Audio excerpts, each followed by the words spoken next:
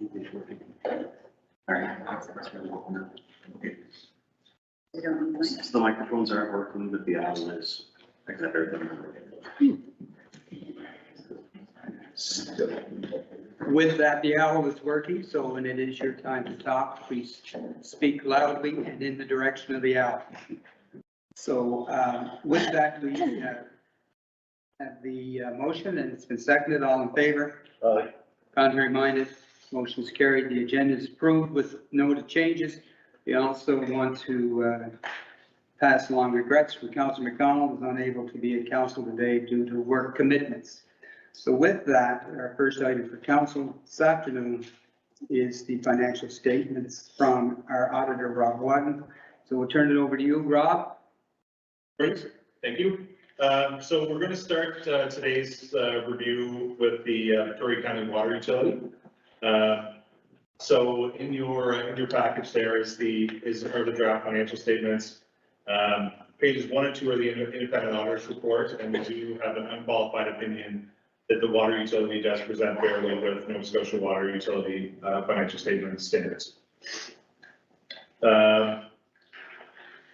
Going to, so starting with page 3 is the operating fund balance sheet. Cash has increased by $67,000 over prior year. Due from capital fund was a receivable of $138,000 in 2022. That has actually gone up to a payable of $608,000 in the current year. Rates receivable has increased by $50,000 up to $209,000. So total assets of the operating fund were $371,000 in 2022, down to $349,000 in 2023.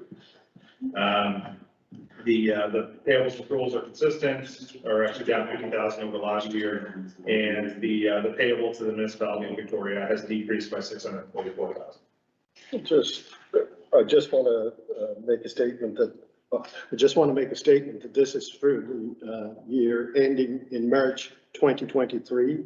So it's not the new rates aren't involved in this. Yes, that's right. So the new rates are not reflected in this account. No. Thank you. In this report. Thank you, Councilman. So page 4 is the statement of operations. So I'll focus this part of the presentation just looking at 2023 compared to budget. So total revenues came in at $993,000, an increase of $40,000 over budget. Operating expenses overall, total operating expenses were $880,000 compared to a budget of $868,000, so an improvement of $12,000. So overall, the operating profit was $27,000 higher than budgeted at $112,000. There was then a payment for debt charges of $48,000, leaving a surplus of $66,000 compared to a budget of $85,000. And that combined with the deficit at the end of the prior year leaves a remaining deficit of the water utility at $786,000. The next page is the capital funds balance sheet for the water utility. So a lot of this is just kind of some fluctuation in the interfund balances that we saw on the previous page. So there is now a receivable from the operating fund of $608,000. Property and equipment, there was net additions of $497,000 for the prior year related to the additional plant upgrades from Niels Harbor.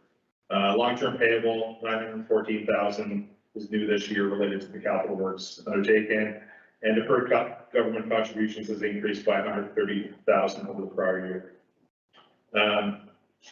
That is what I wanted to cover with the water utility, unless there are any other questions or comments. Any questions for Rob in regards to the water utility? We're good. We want to move on to the next report, please. So the next set of statements that we'll go through is the non-consolidated financial statements. So just as a reminder, the non-consolidated statements are just prepared for management purposes. They are not the audited version of the financial statements. The audited version is the consolidated statements, which we'll go through at the end. So on page 2 is the operating fund balance sheet. So cash within the general fund increased by $971,000 to $4.2 million. Taxes receivable went down by 161,000, so there were better collections through your tax collections this year.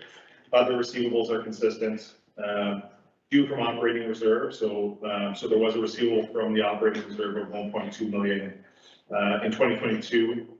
That's now a payable of 611,000, so a swing of 1.8 million. Due from water utility, we saw that on the previous statement, that has improved by 644,000. And now there's a new long-term receivable of 914,000. That's the amount due from the water capital fund. Total assets in 2022, 6.9 million. That's down 280,000.